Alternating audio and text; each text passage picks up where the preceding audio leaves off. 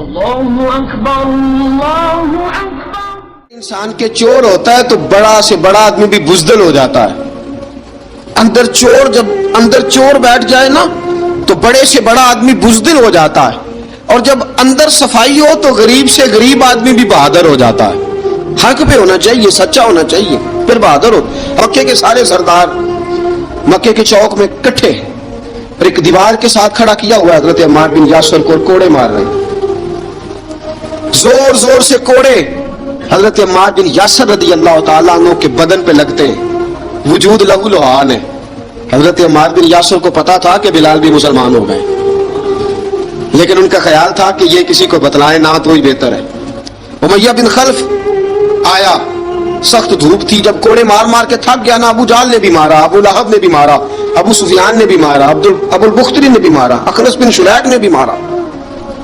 امیہ بن خلف کی باری آئی تو تھک گیا نا مار مار کے، اسے پتا تھا کہ بلال بڑا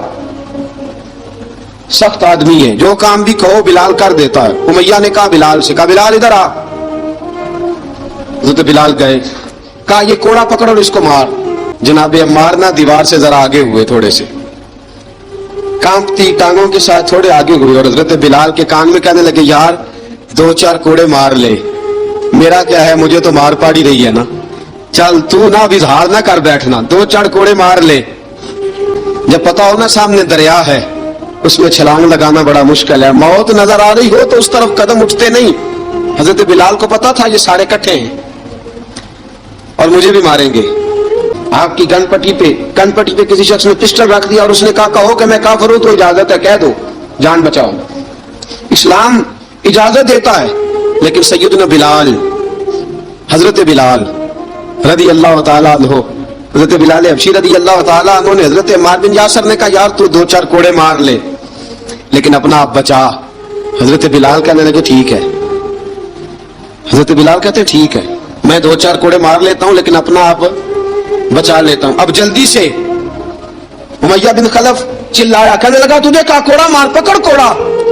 حضرت بلال نے کوڑا ہاتھ میں لیا، ایک دفعہ امیہ کی طرف دیکھا، پھر ابو جہل کی طرف دیکھا، پھر ابو لہب کی طرف دیکھا، سارے کافروں پہ نظر دوڑائی، اور پھر عمار بن یاسر کی طرف دیکھا، کہا عمار تو مار کھا سکتا ہے تو میں نہیں کھا سکتا، عمار تیرے وجود پہ زخم لگ سکتے ہیں تو میرے پہ نہیں لگ سکتے، عمار جس خدا کا تو کلمہ پڑھتا ہے اسی کا میں پڑھتا ہوں، اور جس زلفوں کا تو قیدی ہے میں بھی اسی محمد عربی کی زلفوں کا قیدی ہوں۔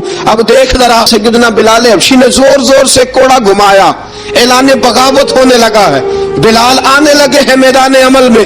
جناب بلال نے زور زور سے کوڑا گھمایا اور گھما کے دور پھینکا، اور امیہ کی طرف دیکھ کے کہنے لگے یہ عمار اکیلا نہیں، اسے تنہا نہ سمجھنا، یہ اکیلا مار نہیں کھائے گا۔ اشہد ان لا الہ الا اللہ واشہد ان محمدن عبدہ ورسولہ، فرمایا تیاری کر کے نکلو، اب عمار اکیلا مار نہیں کھایا کرے گا، جب عمار مار کھائے گا تو اس کے ساتھ حصہ داری کرنے بلال بھی آیا کرے گا۔ ان الذین قالوا ربنا اللہ ثم استقاموا تتنزل علیہم الملائکہ الا تخافوا ولا تحزنوا وابشروا بالجنۃ التی کنتم توعدون۔ رب فرماتا ہے تم کہو میں نے اللہ کو مان لیا، رب کو مان کر پھر ڈٹ جانا، تمہاری دنیا مدد کرے نہ کرے اللہ تمہاری مدد کے لیے فرشتوں کا نزول فرما دے گا، لوگ مدد کرے نہ کرے اللہ کے فرشتے تمہاری مدد کریں گے۔ جناب سیدنا بلال نے اعلان کر دیا میں نہیں ماروں گا، ادھر آ ستمگر ہنر آزمائے، تو تیر آزما ہم جگر آزمائے۔ اب سارے دیکھنے لگے امیہ کی طرف، امیہ کو اب اسے سمجھ نہیں آ رہی میں کیا کروں، بلال نے تو کبھی نہ کی نہیں، جو کہتے تھے کر گزرتا تھا، یہ عجیب معاملہ ہے۔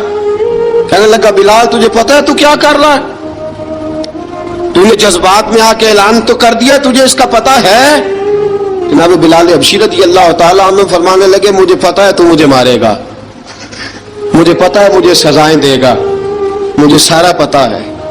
فرمایا میں نے عقل کے گھوڑے دوڑانے چھوڑ دیے ہیں، بس کلمہ جو پڑھ لیا، جب اعلان جو کر لیا ہے، جب محبت جو کی تو اب اس میں کسی قسم کی مصلحت کی اجازت نہیں۔ اقبال کہتا ہے کہ پختہ ہوتی ہے اگر مصلحت اندیش ہو عقل، عشق ہو مصلحت اندیش تو ہے خام ابھی، اور بے خطر کود پڑا آتش نمرود میں عشق، عقل تھی محو تماشائے لبے بام ابھی۔ عشق کے معاملے میں سوچا جائے تو عشق کمزور ہوتا ہے، وہاں سوچنے سمجھنے کی اجازت ہوتی نہیں۔ سوچنا سمجھنا تھا کلمہ پڑھنے سے پہلے، اب تو پڑھ لیا، اب سوچنے کا نہیں، اب عمل کرنے کا وقت ہے۔ اب جناب بلال پر سختی شروع ہوئی، مارنا شروع ہوئے۔ کس کس انداز میں مارا؟ لوہے کی سلاخیں پہنا کر عرب کی تپتی ہوئی ریت پہ لٹا دیا۔ جب لوہا گرم ہوتا، سلاخیں گرم ہوتی، وہ وجود کو لگتی، پہلے خاموش رہتے، پہلے علامہ ندوی نے لکھا پہلے چپ رہتے، پہلے احد احد نہیں کہتے تھے، پہلے احد احد نہیں کہتے، جب تکلیف بڑھ جاتی نا تو پھر زبان سے نکلتا احد احد احد، وہ وحدہ لا شریک ہے، وہ وحدہ لا شریک ہے۔ جب تکلیف بڑھتی پھر امیہ کیا کرتا؟ پھر امیہ حضرت بلال رضی اللہ تعالیٰ عنہ کے گلے میں رسی ڈالتا اور مکے کے اوباش لڑکوں کے ہاتھ میں دیتا۔ مکے کی گلیوں میں کبھی کسی پاگل کو آپ گزرتے دیکھو نا، لڑکے اسے چھیڑ رہے ہوں، آپ کو پتا ہے وہ پاگل ہے، اس نے زیادتی بھی کی ہے، لڑکے چھیڑتے ہوں تو بزرگ اور سیانے لوگ منع کرتے، کہتے ہیں بدتمیزوں نہ کرو، وہ تو بیچارہ دیوانہ ہے، وہ تو پاگل ہے۔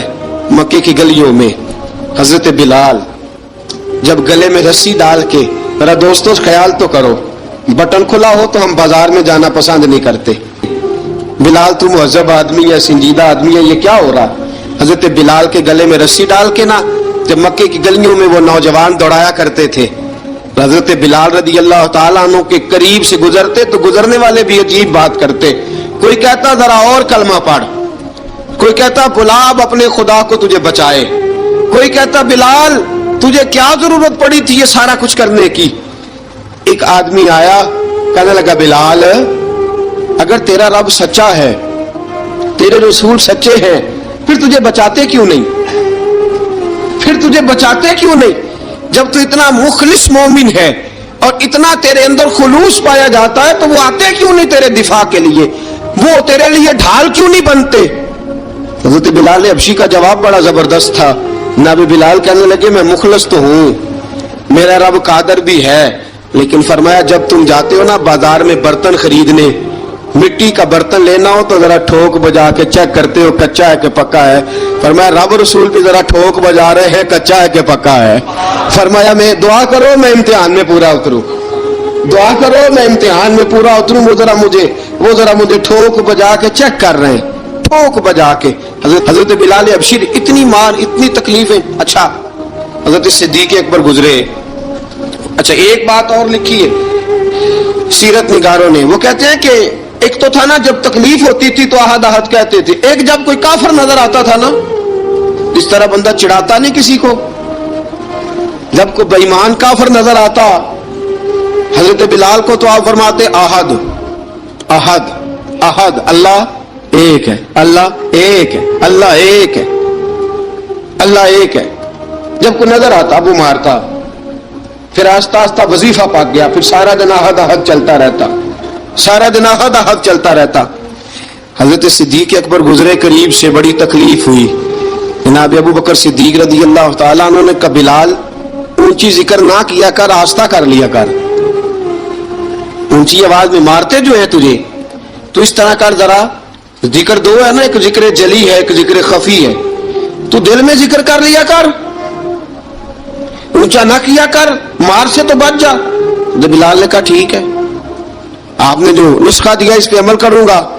2 دن حضرت بلال حبشی نے دل میں ذکر کیا، مار ہی نہیں پڑی۔ جو عشق میں ہوتی ہے وہ جفا ہی نہیں، ستم نہ ہو تو محبت میں کچھ مزہ ہی نہیں۔ حضرت بلال کو مارنا نہ پڑی، 2 دن مار نہ کھائی تو تیسرے دن امیہ داخل ہوا تو کہنے لگے احد احد احد، اس نے پھر پکڑ لیا درہ، پھر اٹھایا کوڑا، پھر لگا مارنے۔ جناب حضرت بلال حبشی رضی اللہ تعالیٰ عنہ کو مار پڑ رہی ہے، جناب صدیق اکبر گزرے، کہا بلال تجھے منع کیا تھا، تو پھر شروع ہو گیا ہے۔ کہا حضور آہستہ ذکر کرنے میں مزہ ہی نہیں آتا، یہ مجھے مارتے نہیں، کسی کو کیا پتا چلے گا کہ بلال پہ سختیاں ہو رہی ہیں۔ حضرت بلال حبشی، اب سیدنا صدیق اکبر فرماتے ہیں کہ رسول پاک گزرے، بلال کو مار پڑ رہی تھی، میرے حبیب پاک کی آنکھوں میں آنسو آ گئے، बेखबर हो जो गुलामों से वो आका क्या है। हुजूर की आंखों में आंसू और हुजूर ने दुआ फरमाई कि या अल्लाह मेरे बिलाल को निजात दे दे, या अल्लाह मेरे बिलाल को निजात दे दे। रसूल पाक ये कह के गुजर गए। एक कोने में, हरम शरीफ के कोने में बैठ के रसूल पाक रो रहे हैं। जनाब सिद्दीक अकबर ने कहा हुजूर क्या हुआ? फरमाया अबू बकर सोच रहा हूं खुदा अगर मुझे पैसे दे तो मैं बिलाल को खरीद लूं, अगर रब पैसे दे तो खरीद लूं, सोच रहा हूं। जनाब अबू बकर सिद्दीक घर गए, घर जाके हजरत अब्बास को भेजा, कहा उमैया मेरा मुखालफ है, मुझसे वो बात नहीं करेगा, आप जाइए, आप जाके कहिए बिलाल को बेच डाले। हजरत अब्बास ने जाके कहा बिलाल को बेच दो। कहने लगा मेरी कीमत बहुत ज्यादा है, 50 दिनार का मैंने खरीदा है और मैं मुनाफा लेके बेचूंगा। हजरत अब्बास ने आके जनाब सिद्दीक अकबर को बताया तो अबू बकर सिद्दीक फरमाने लगे चल मुझे साथ ही ले जा, देख लेते। पहुंचे, जब अबू बकर सिद्दीक को आते देखा ना तो चिढ़ गया। कहने लगा अबू बकर अगर तू बिलाल को खरीदना चाहे तो वो जो तेरे पास रूमी गुलाम है वो मुझे देना पड़ेगा, 2 लौंडियां उसके साथ देनी पड़ेगी, और ये 50 दिनार का है, मैं तुझसे 2000 दिनार लूंगा। हजरत सिद्दीक अकबर रज़ी अल्लाह तआला अन्हु ने फरमाया मुझे मंजूर है, मुझे मंजूर है, मंजूर है मुझे। अबू बकर सिद्दीक ने वो तीनों गैर मुस्लिम गुलाम लिए, 2000 दिनार लिए। हजरत अब्बास ने भी कलमा नहीं पढ़ा था। कहने लगे अबू बकर तू कामयाब ताजर है, क्या करने लगे हो? तो हजरत अबू बकर सिद्दीक कहने लगे आपने भी कलमा नहीं पढ़ा, आपको इस सौदे का पता नहीं, आप अभी इस लज्जत आशनाई से वाकिफ नहीं, आपने भी ये जायका चखा नहीं, आप अभी इस राह से गुजरे नहीं, आपको पता नहीं ये भी एक जायका है, ये भी एक सौदा है, ये भी एक लज्जत है, ये भी एक गहराई है, ये भी एक मजा है। फरमाया अभी तू राह गुजर में है, कहते मकाम से गुजर, अभी जरा आगे चलेंगे ना, जब आप कलमा पढ़ेंगे तो आपको पता चलेगा। हजरत सैयदना बिलाल हबशी को लेने के लिए सिद्दीक अकबर पहुंचे, 2000 दिनार, 3 गुलाम पढ़े लिखे सियाने समझदार, जब दिए ना तो उमैया खिलखिला के हंसा। कहने लगा अबू बकर बड़े घाटे का सौदा किया तूने, अबू बकर तूने बड़े घाटे का सौदा किया है। ये पढ़ा लिखा मुझे दे के जा रहा है और ये अनपढ़ तू लेके जा रहा है, ये खूबसूरत रूमी गुलाम दे के जा रहा है और ये हबशी काले रंग का तू लेके जा रहा है, और 50 दिनार का गुलाम 2000 दिनार में तू लेके जा रहा है। इतने घाटे का सौदा, इतनी बड़ी नादानी। हजरत जनाब सैयदना सिद्दीक अकबर रज़ी अल्लाह तआला कहने लगे उमैया तू काफर है, लेकिन तूने अभी भी पैसे थोड़े मांगे हैं, तूने बिलाल का रंग देखा है, मैंने मुस्तफा के इश्क का रंग देखा है। फरमाया तू अभी इसके रंग में उलझा हुआ है और मैं जो इसके बातन का हुस्न है वहां तक पहुंच गया हूं। हजरत सैयदना बिलाल हबशी रज़ी अल्लाह तआला अन्हु साथ खड़े, अबू बकर सिद्दीक रज़ी अल्लाह तआला अन्हु ने इरशाद फरमाया अगर मैं यमन का हुक्मरान होता, यमन का बादशाह होता और तू मुझे कहता कि बिलाल मैं तब दूंगा जब तू मुझे यमन की हुक्मरानी देगा, फरमाया मैं तुझे यमन की हुक्मरानी भी दे देता लेकिन बिलाल को जरूर खरीद के ले जाता। अबू बकर सिद्दीक फरमाते हैं जब मैं बिलाल को लेने गया तो हाल पता क्या था, इधर देखिएगा। फरमाते कि टांगे ऊपर करके ना, जिस तरह आदमी रुकू में बैठता है इस तरह करके ना टांगे, और सर फिर जमीन को लगा के इस तरह सजदे में आप जाते हैं, लेकिन बिल्कुल टांगों के साथ सर रख के। फरमाते 4 भारी चक्कियां रेत पे हजरत बिलाल थे, उनके ऊपर चक्कियां रखी हुई थी, और फरमाते हजरत बिलाल थोड़ी थोड़ी हरकत करते थे तो वो चक्कियां जिस्म के साथ लगती थी ना, पार्ट उनके। फरमाते जख्म बन गए थे, खून निकलता था। फरमाते मैंने वहां से जाके हजरत बिलाल को निकाला, पैसे दिए लेके आया तो जनाब बिलाल कहने लगे जल्दी जल्दी चलो हुजूर के पास, मेरा जल्दी जल्दी चलो, दरे मुस्तफा पे जल्दी करो। तो जनाब सैयदना बिलाल हबशी रज़ी अल्लाह तआला अन्हु के जवाब में हजरत अबू बकर सिद्दीक कहने लगे बिलाल जल्दी ना कर, जब मैं आया था तो हुजूर तेरे लिए आंसू बहा रहे थे, अगर तुझे इस हालत में जख्मी देखेंगे तो मेरे मुस्तफा को और ज्यादा रोना पड़ेगा, तू मेरे साथ घर चल, मैं तुझे कपड़े पहनाता हूँ, मैं तेरे जख्मों पे पट्टी करता हूँ।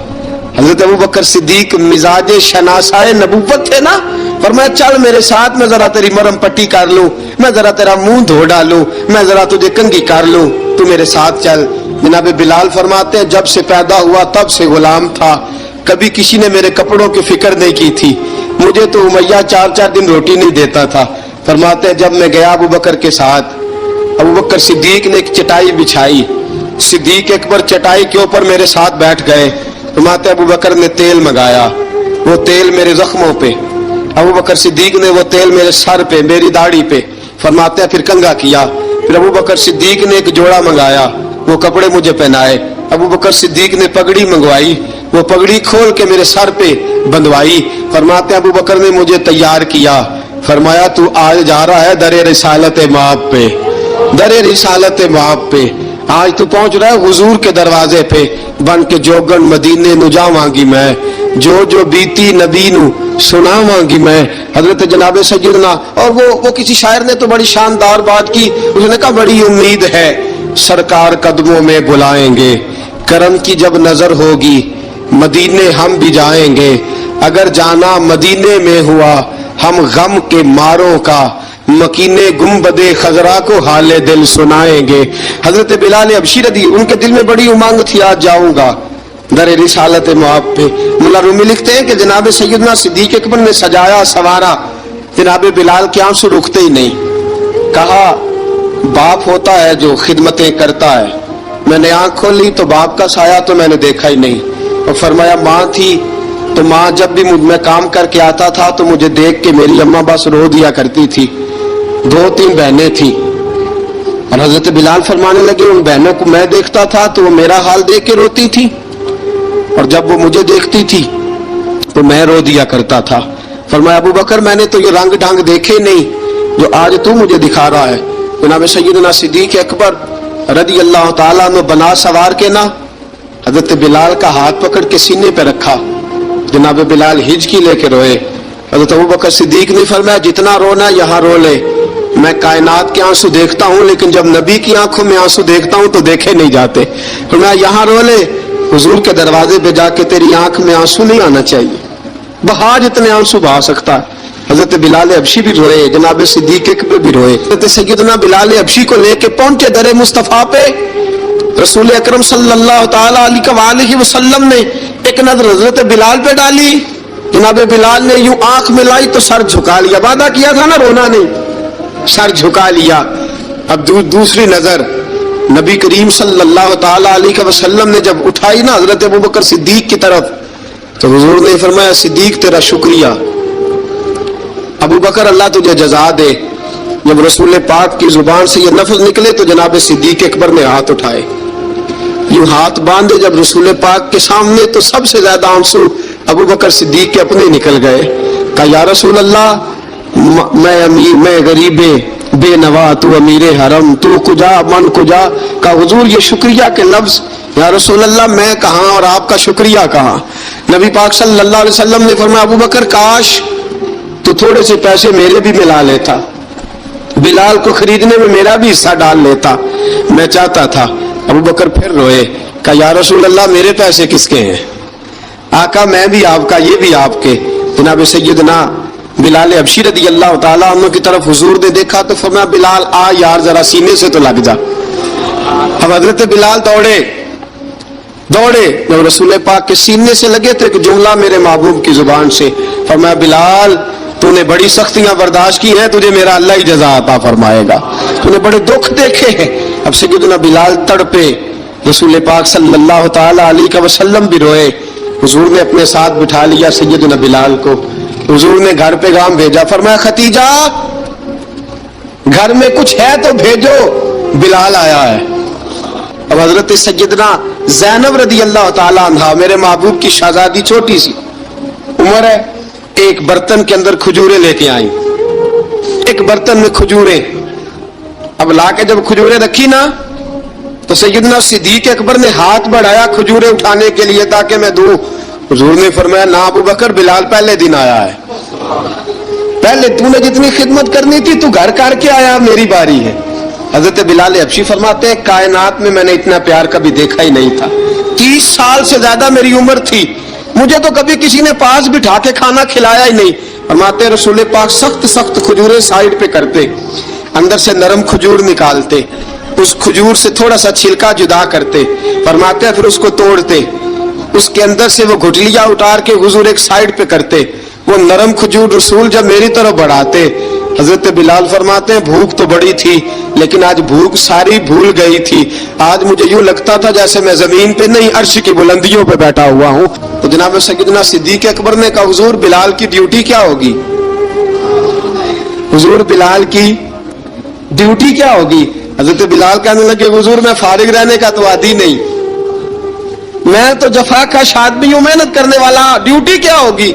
रसूल पाक ने फरमाया बिलाल ये मेरा घर है, आज के बाद मेरा नहीं ये तेरा घर है। फरमाया मैं मसरूफ होता हूं तबलीग के कामों में, घर क्या लाना है वो तेरी जिम्मेदारी है, कहां से लाना है वो भी तेरी जिम्मेदारी है, पैसे कहां से आएंगे मैं तुझे बताऊंगा, कहां लगाने हैं तुझे एक दफा बताऊंगा, फिर तू लाया करेगा, तू ही लगाया करेगा। फरमाया मेरा पर्सनल सेक्रेटरी बन के रहेगा, तू खास मकाम तुझे दिया जाएगा। हजरत सैयदना बिलाल हबशी रज़ी अल्लाह ताला अन्हु को रसूल अकरम सल्लल्लाहु ताला अलैहि वसल्लम ने इस काम पर मुकर्रर फरमा दिया।